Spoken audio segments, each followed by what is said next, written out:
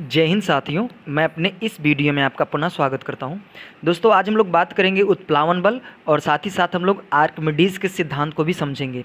तो आइए समझते हैं उत्प्लावन बल क्या है। उत्प्लावन बल आप कभी महसूस किए होंगे, जैसे कोई पानी से भरी बाल्टी है और उसमें आप क्या करिए, गिलास को डुबाइए, तो आप ऐसा महसूस करते होंगे। जब जब आप पानी में गिलास को डुबाते होंगे तो ऐसा महसूस होता होगा कि जो पानी है ये क्या करता है, गिलास को ऊपर की ओर फोर्स करता है, यानी ऊपर की ओर धक्का देता है। तो ये जो धक्का देता है, इसी बल को हम लोग बोलते हैं उत्प्लावन बल। कभी आप महसूस किए होंगे, जब आप लोग बचपन में जब नहाते थे पहले, तो यही आप लोग करते होंगे। जब नहाने से पहले आप लोग क्या करते थे, जो टब होता है जिसमें पानी भरा रहता है, उसमें लोग गिलास या लोटे या मग को हम लोग डुबाते हैं। जब डुबाते तो ऐसा महसूस होता है कि जो पानी है ऊपर की ओर एक फोर्स लगा रहा है, एक बल लगा रहा है, जो उस वस्तु को ऊपर की ओर फेंक रहा है। तो उसी बल को हम लोग बोलते हैं उत्प्लावन बल। तो नॉर्मली अगर इसकी परिभाषा दें तो आप ये कह सकते हैं, जब किसी पदार्थ को किसी द्रव में आंशिक या पूर्ण रूप से डुबाया जाता है तो वह द्रव उस पदार्थ पर ऊपर की ओर एक बल लगाता है। उसी बल को हम लोग बोलते हैं उत्प्लावन बल। तो उम्मीद करूंगा दोस्तों उत्प्लावन बल समझ में आ गया होगा। देखिए, जो उत्प्लावन बल होता है, इसी की वजह से जब हम किसी पदार्थ को द्रव में डुबा देते हैं तो उसका जो वज़न होता है, उसका जो भार होता है, उसके भार में कमी आ जाती है। तो ये जो भार में कमी आती है, इसका मेन श्रेय उत्प्लावन बल है। तो इसी को ध्यान देते हुए आप लोग आगे आइए, समझते हैं हम लोग आर्किमिडीज़ का सिद्धांत क्या है। तो आर्किमिडीज़ ने अपने सिद्धांत में ये बताया था कि जब किसी पदार्थ को द्रव में पूर्ण या आंशिक रूप से डुबाया जाता है तो उस पदार्थ के भार में कमी हो जाती है, और यह भार में कमी पदार्थ द्वारा हटाए गए द्रव के भार के बराबर होता है। तो यही हमारा आर्किमिडीज़ का सिद्धांत। तो आइए इसको थोड़ा प्रैक्टिकली भी समझ लेते हैं। जैसे मान लीजिए, सपोज दैट ये आपके पास कोई बड़ा सा टब है, ठीक है, और इसमें हमने क्या किया, इसमें एक छोटा सा हमने टब रख दिया, ठीक है। ये बड़ा सा टब है और ये क्या है, छोटा सा टब है। तो हमने क्या किया है कि इसमें यहाँ तक हमने पूरी तरह से पानी को भर दिया है, यानी पूरे ऊपर के लेवल तक हमने पानी को भरा है। अब क्या किया हमने, एक कोई हमारे पास लोहे का पदार्थ था, हमने उसका वज़न कराया तो पता चला उसका वज़न 500 ग्राम का है। फिर उसके बाद हम उठा के इसको लाए और इस पानी के अंदर हम डाल दिए, यानी पूरी तरह से हम इसको डुबा दिए। तो जब डुबाएंगे तो हमने डुबाया तो हमने देखा कि इसका जो वज़न था उसमें 100 ग्राम की कमी आ गई, अर्थात जब ये पानी के अंदर डूबा तो इसका भार हो गया 400 ग्राम। तो भार में कमी आई। फिर उसके बाद जैसे आप भाई पानी से पूरा फुल है, तो जब आप इसके अंदर किसी भी पदार्थ को आप डालेंगे तो आप देखेंगे कि यहाँ से पानी नीचे की ओर क्या होगा, गिरेगा।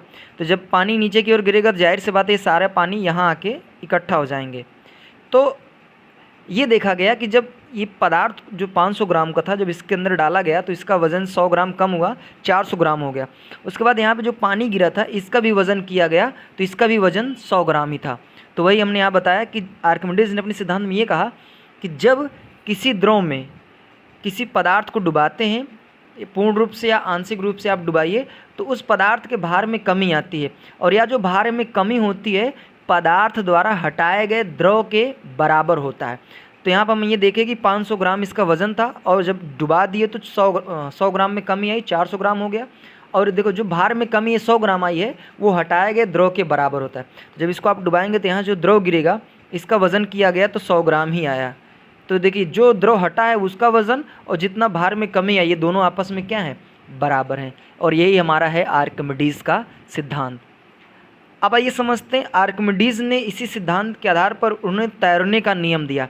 तो तैरने का नियम ये है, आप कभी कभी देखते होंगे कुछ वस्तुएं होती हैं जो हम लोग पानी में फेंकते हैं तो वो डूब जाती हैं, और कुछ वस्तुएं ऐसी होती हैं जो पानी में तैरती रहती हैं। जैसे एग्जांपल की बात करें तो आप कोई कंकड़ ले लीजिए, कंकड़ को आप पानी में फेंक दीजिएगा, देखते होंगे कंकड़ क्या होता है, डूब जाता है।